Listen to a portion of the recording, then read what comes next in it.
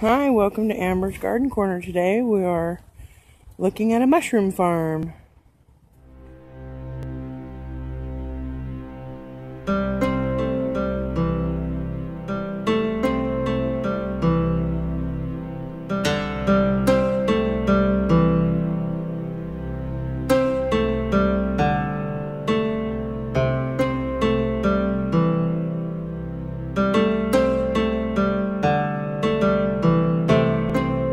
Hi, here we are at Cascadia Mushrooms with Garrett, and he's going to show us around the bloom room, grow room? Incubation house. Incubation house. Yeah.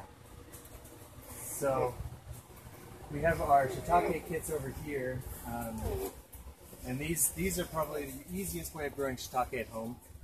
Like this is one that's ready.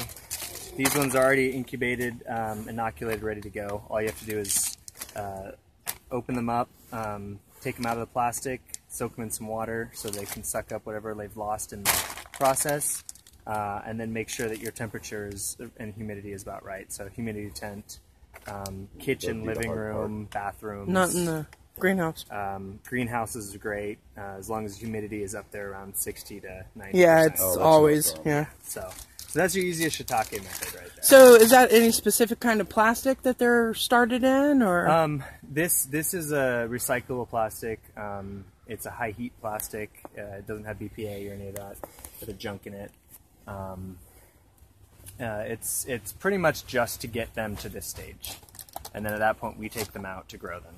Okay, so when they go out of the plastic, what do they go into? They go onto shelves in the grow room. Okay. Yeah. Burlap sacks or grow sacks? You know, if you're doing a different species like oyster, and you can do what we call bunker spawn, it's where you take, wood chips and sawdust, and That's the other one I want to do. you fill a burlap bag, mix in your spawn, either our oyster kit or grain spawn.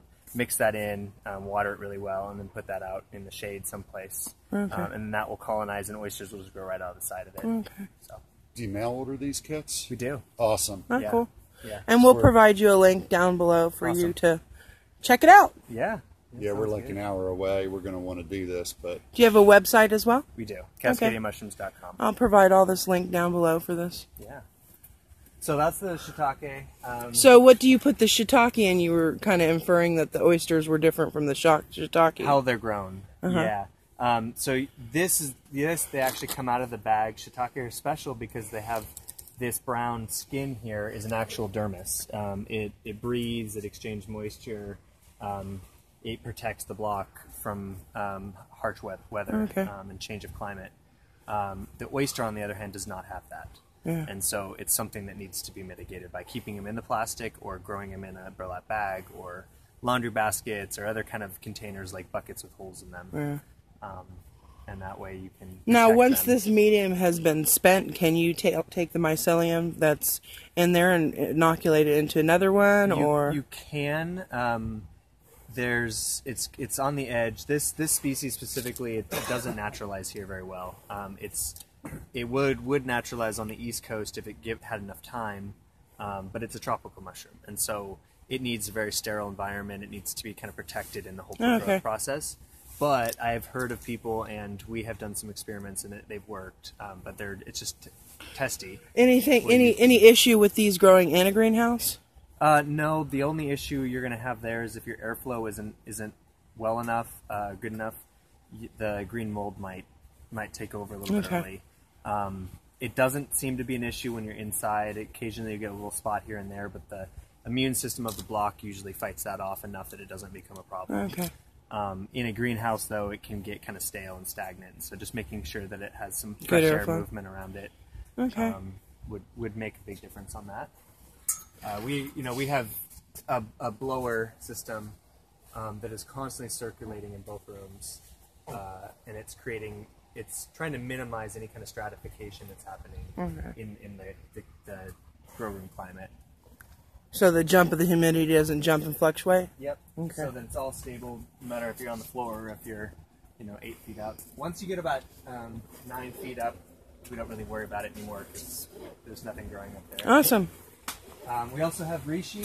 This is one of the medicinal mushrooms that we're growing, which is what Alex is packing. Never heard of them. This one, it's a tea mushroom. You make tea or tincture out of it. It's a dehydrate them in like a dehydrator. Yeah, or just dry them on your counter. They tend to dry really. We just dry them in here with the residual temperatures and low humidity. They dry out really quick.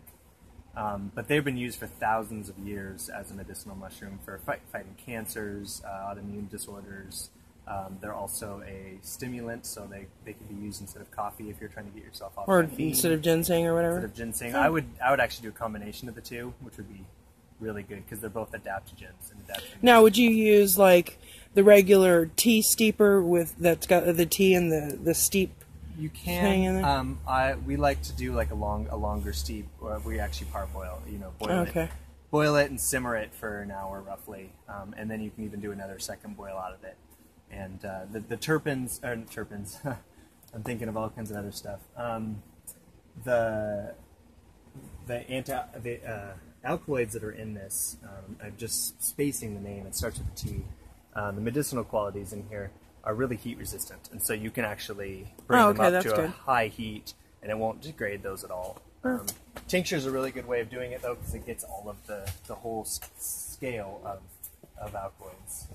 So we have those as kits, and you don't even have to open those up. You just let them grow inside your living room just like that. Oh, okay. When they get full in the bag, you just cut it open and harvest them. Oh, what's these? So that's what they look like when they're mature. Oh, okay. And normally they're a shelf mushroom in Asia. So these are like drying now or something? These are dry.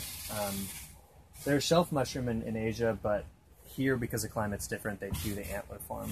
They're practically the same in terms of medicinal qualities. They just have a different shape. I think they're cooler looking. Yeah. You're right, they do look like little antlers. Yeah. How long is the maturity usually on those? Well, so if you get a bag, it'll probably be about a month and a half before they're ready to harvest. Okay. It takes about 3 months total before they get to that point, but we do all that here. So then we have for the gourmets. So Shiitakes. So here we have, these are lion's mane here. So this is another kit that we offer. And I don't know if you've had lion's mane before. They're called the monkey head or bear's tooth. There's quite a different name. Bear's tooth is usually the native variety that we have here. They're kind of a white pom-pom mushroom with teeth. I can show you some fresh ones out there. Oh, great. Very good mushroom for gourmet cooking. Absorb a lot of flavor. They're really good substitute for like a lot of the saltwater meats. Like if you don't want to eat crab or shrimp, you can put this in. It has a very similar texture. Don't want to eat it? I know. Some people are like that. Yeah, or they're allergic. Yeah, I don't understand because I love it.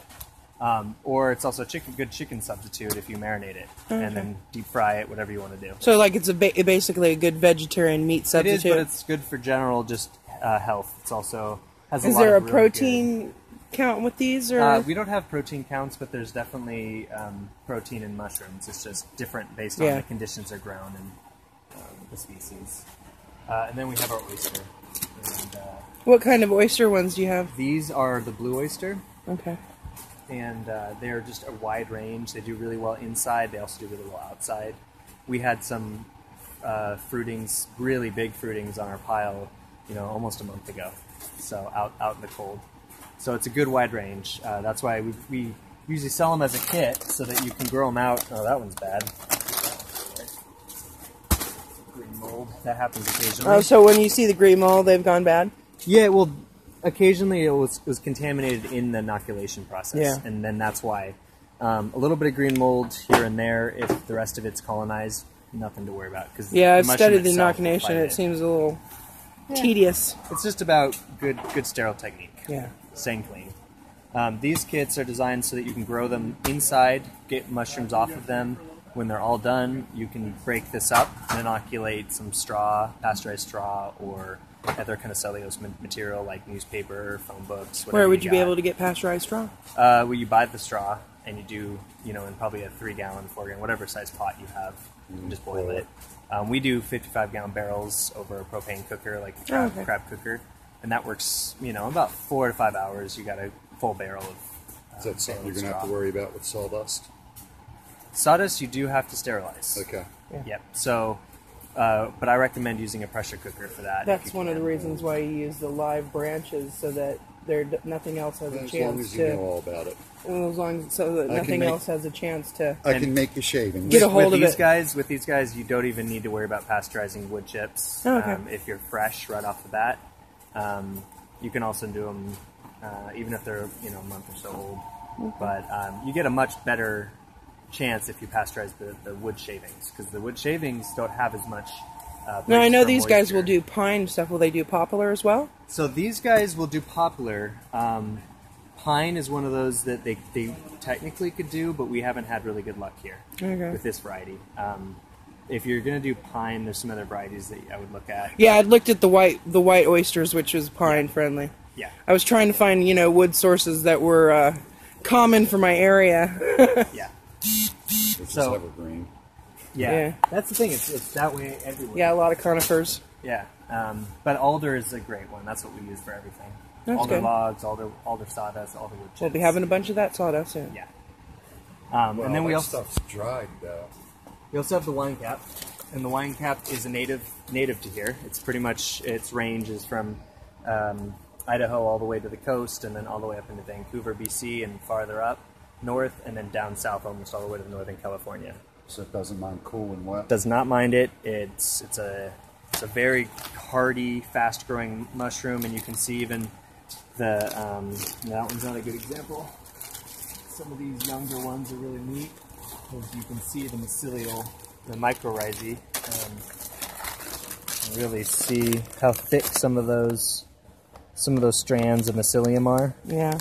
They're very fibrous, and you can sometimes and these are garden giants. These get bigger than the portobellos. They have much better flavor, in my opinion. We like and they that. just grow Stuffed on all mushrooms? kinds of material out in your garden. So it's a very good one to just have out and spread it around. That sounds like a good option. Yeah. And sometimes you'll harvest a mushroom, and you'll pull up the mushroom, and there'll be a long string about the width of a pencil lead hanging off of it. It's pretty tough. It's pretty amazing stuff. Very fast grower.